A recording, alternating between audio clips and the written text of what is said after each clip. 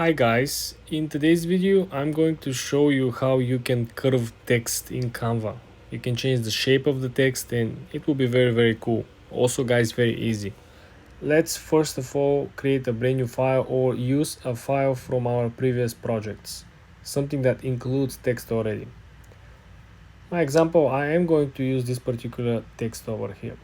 When we have the example ready with the text on it, we want to click on the actual text.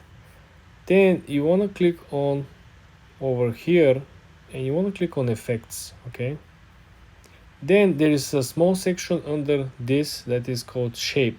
You see there is a shape, there is a style, so you can click on shape and the second option is curves.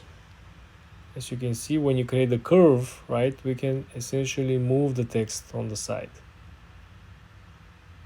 Don't forget that we can make it larger, right? We can make it larger, we can make it smaller, and then we can move it around the actual piece of content.